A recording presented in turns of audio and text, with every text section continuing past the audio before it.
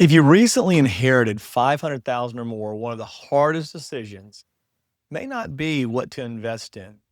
It may be what to say when family asks for money. There's a verse in the Bible in Proverbs that says a person with much money has many friends. A sibling of yours might need help with debt. An adult child wants a down payment. A cousin has a business idea. Boy, I love those business ideas. And I've heard them over the years. Those are probably the most comical for me. A parent needs support. And before you have even had time to think clearly, people may already have opinions about what you should do with the money. And this video is especially for someone who recently inherited or expects to inherit a large sum of money and is feeling pressure from family. I'm Tommy Cloud. I'm a certified financial planner. I am also a certified Kingdom advisor, and I am founder of Third Act Retirement Planning, a company that I started back in 2000. And what we do is we help people who receive 500,000 or more in sudden wealth make wise financial decisions before taxes, family pressure, and rushed investing create costly mistakes.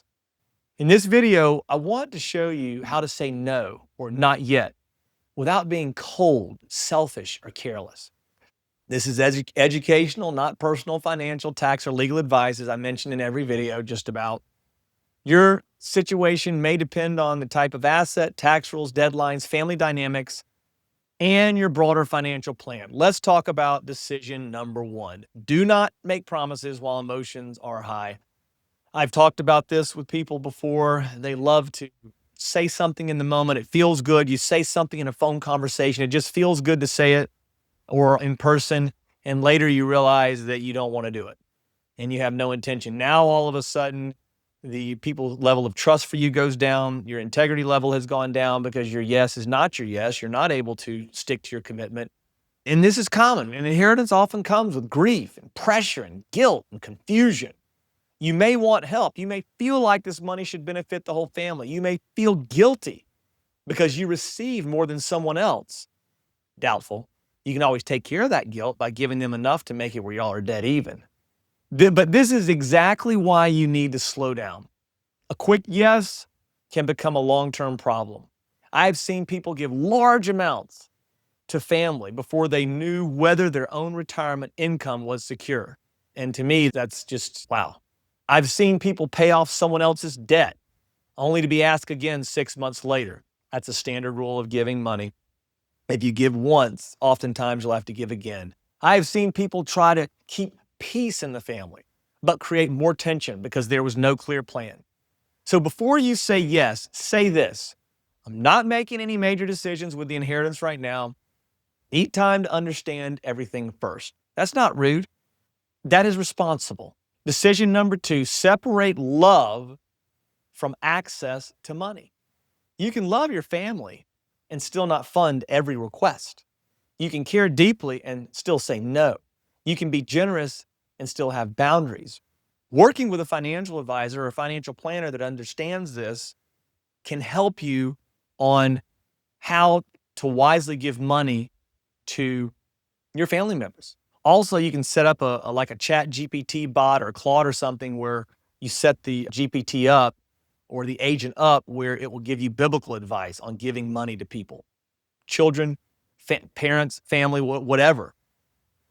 And the reason this matters is because many people confuse saying no with being selfish. But if you received a large inheritance, you may now be responsible for decisions that affect your retirement, your taxes, your spouse, your children, your future care needs, your favorite charitable organization, those in need. I think we all carry a duty. If we have money and we're given sons of money, we're to care for the marginalized and the poor.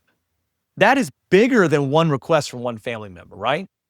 So a helpful phrase is, I care about you, I love you, but I'm not in a position to give money right now. Notice what that does. It shows care, it gives a clear answer, and it does not invite a long debate. Decision number three: do not explain your full financial picture to everyone. When someone asks for money, you may feel like you need to defend your answer. You may want to say, I have taxes to think about, and I'm not sure about retirement, and the house needs work, and I have to talk to my advisor and all that stuff. And you don't need to get into all that. Some of that may be true, but the more details you give, the more people may argue with the details. It's like they're trying to close you. They may say, "Oh, you still have plenty. You can afford it. This is what mom would have wanted." You're being unfair. That is why simple language is often better. And there's a book out there called Boundaries by Henry Cloud that I recommend if this is just really a struggle bus for you saying no and you're a people pleaser, because you will get trampled. I know your family loves you and I know your friends care about you, but I'm telling you what, man, when it comes to money, the Bible's very clear about it. It says that the love of money is the root of all sorts of evil. And I have seen it firsthand. When you add money to a situation, people's true character comes out. And quite often, that character is not a very pretty sight. Try this. Try saying this. I'm not making gifts or loans from the inheritance right now. Or, I know this is important to you, but my answer is no. Boom! Mic drop. I'm still working through the financial and tax picture. So I'm not committing money to anyone. You do not have to be harsh, nor should you be harsh. That's wrong. But you do need to be clear. Decision number 4, be very careful with loans to family members. Of course, also realize they're probably not loans. You're just giving them the money.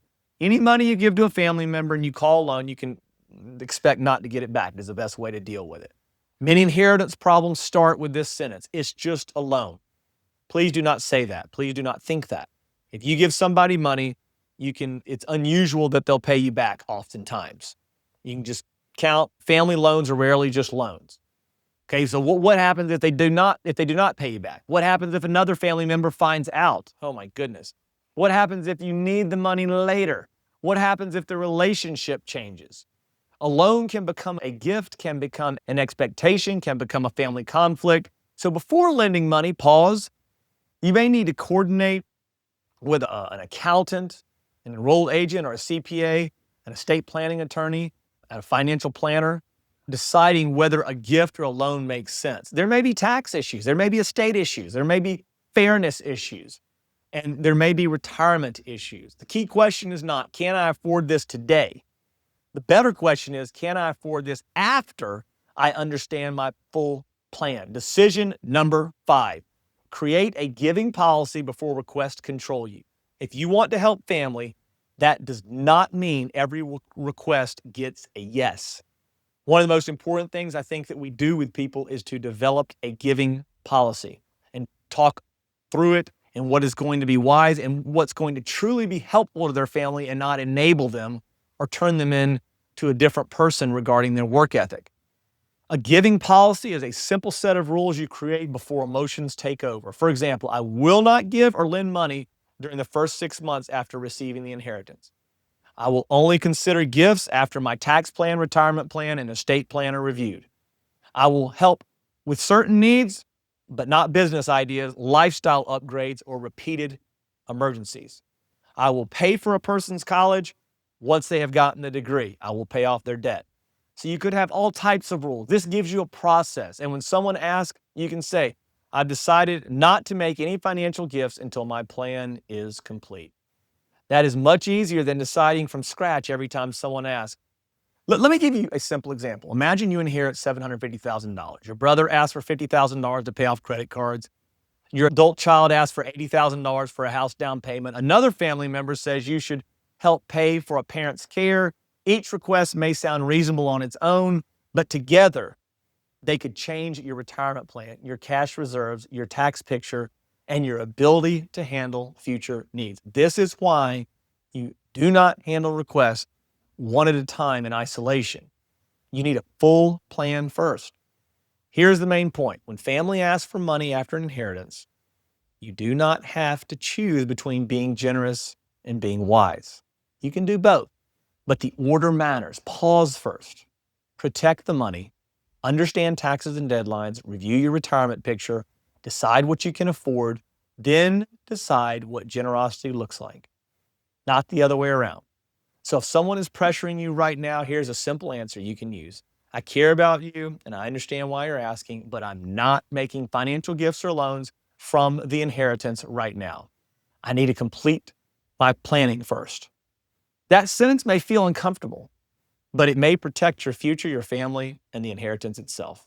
If you recently received $500,000 or more and you're not sure what to do next, you can apply for a sudden wealth planning session using the link below. And you really don't have to apply. You can just click on the link, and it's a no cost, no obligation, no sales pressure call for about 20 minutes where we talk about your situation, what it is you're going through, what it is you want to accomplish, and then whether or not it would be appropriate for us to talk again. On that call, we're going to go ahead and walk through what you receive, what decisions may be urgent, what tax or retirement issues may need attention, how family pressure may affect your choices, and what your next wise step would be, and whether or not it would be appropriate for us to continue talking with each other. The session is not for someone looking for a hot stock tip or a quick answer. It is for someone who wants a thoughtful plan before making major decisions with sudden wealth. If you enjoyed this episode, we're going to be having more coming down the pipe. Just click hit subscribe. And if you have any questions, just post them in the comments and I'll do my best to answer them. Until next time, I'm Tommy Cloud, and we'll see you on the next edition of Sudden Wealth Stewardship.